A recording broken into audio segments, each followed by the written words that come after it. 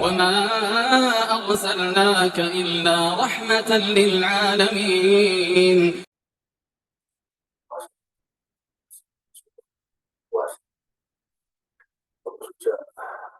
الله يستحق في الصوم ولا seterusnya dan senang mencintai sunnah puasa itu takjil fitr dahulukan buka wa ta'khir as-sahur mengakhirkan sahur wa tarkul hijr minal kalam dan meninggalkan kata-kata kotor.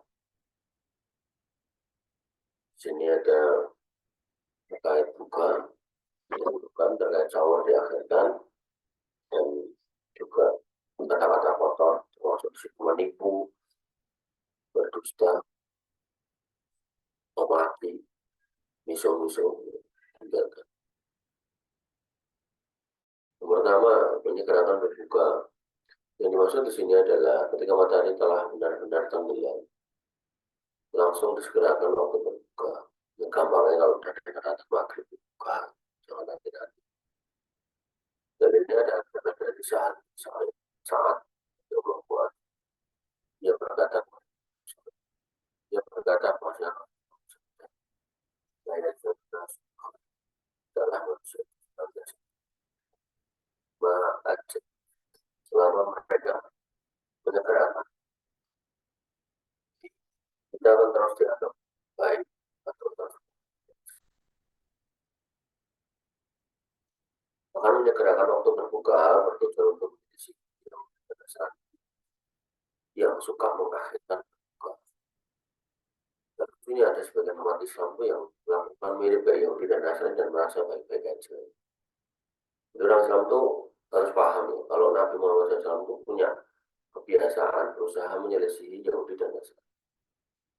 Jadi kalau kamu tahu satu kelompok itu kok mirip Yahudi dan Nasrani, ya, maka sebenarnya kelompok itu ada masalah. Nah dalam konteks buka, itu orang Syiah itu mengakhirkan buka. Itu lebih mirip Yahudi dan Nasrani, sehingga itu tentu bertentangan dengan Nabi SAW. Ya, kalau bertentangan ya jelek berarti. Nabi SAW bersabda la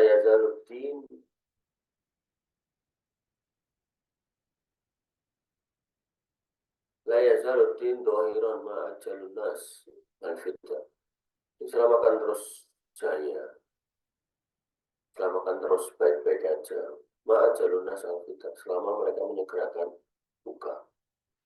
Ya ada Yahudi wa Nasara yuakhirun. Kalau orang Yahudi dan Nasrani itu mengakhirkan.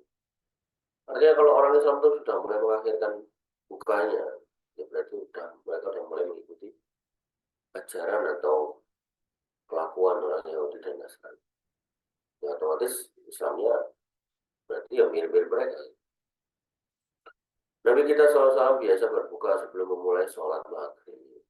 Sebelum maghrib itu buka dulu. Dan bukanlah nunggu hingga sholat selesai. Orang Syiah itu kayak gitu. Sholat dulu, ya, sholat dulu. Sebagaimana Anas bin Malik beliau berkata, radhiyallahu anhu, karena Rasulullah SAW yuftiru ala mutobat. Biasanya Nabi SAW berbuka dengan kurma-kurma muda, rutok. Ya, jadi kurma bukanya dengan kurma rutok. Qabla ayyusolli, sebelum sholat. Fa'ilam takun, kalau nggak ada rutobat, fa'ala tamarat, menggunakan kurma yang tua. Kurma yang diimbu, kurma yang biasa kamu lihat itu kurma tuh tamar. Tapi kalau kurma rutok itu kayak kelapa muda, kecil-kecil, kerendes-kerendes waktu makan. Enak ya kalau dingin dari kulkas. Fa'ilam takun, kalau nggak dapat hasawatim minal ma', maka beliau berbuka dengan meneguk beberapa teguk air. Itu cuma itu maksudnya berbuka itu. Jadi bukan makan berat, bukan ngopo sampai kemelakaran, bukan. Jadi sepenting tuh puasanya dibatalin dulu. Tapi juga enggak kemudian pakai makanan-makanan yang banyak gitu enggak. Sebenarnya cuma pakai kurma.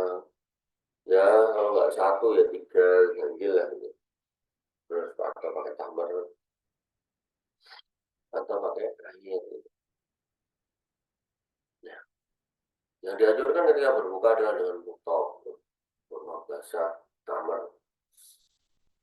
Jika tidak didapati kurma, maka boleh digantikan dengan makanan yang manis-manis. Di sini dianjurkan dengan manis-manis ketika berbuka dengan yang manis tersebut semakin menguatkan orang berpuasa. Sedangkan berbuka dengan air tujuannya untuk mensucikan menyegarkan. Adapun jika berada di Mekah dianjurkan berbuka dengan air zam-zam. Jadi ada kata manis-manis ini sebenarnya nggak ada dalil. Karena Nabi kalau nggak dapat kurma, Nabi pakai air biasa. Ini menunjukkan Nabi nggak kemudian mencari yang manis-manis. Kurma itu karena makanannya kurma.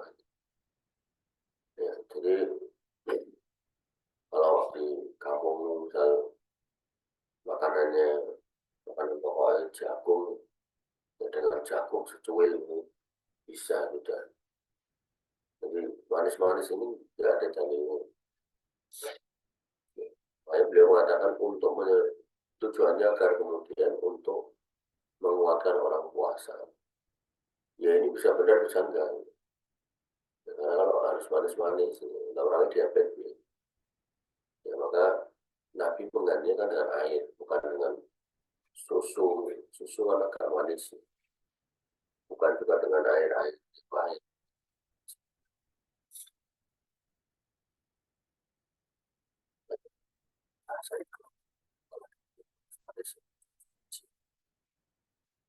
Dalam Hasyiah Al-Bajuri disebutkan bahwa hukum berbuka puasa adalah wajib karena diharamkan melakukan puasa wisal, yaitu puasa terus menerus 2 hari atau lebih tanpa berbuka. Jadi membatalkan puasa itu sampai dikatakan oleh beliau dalam kitab ini Hasyiah Al-Bajuri, hukumnya wajib karena puasa wisal haram. Demikian yang bisa kita sampaikan dan kita diskusikan. Kurang lebih mohon maaf. Assalamualaikum warahmatullahi wabarakatuh. Assalamualaikum warahmatullahi wabarakatuh.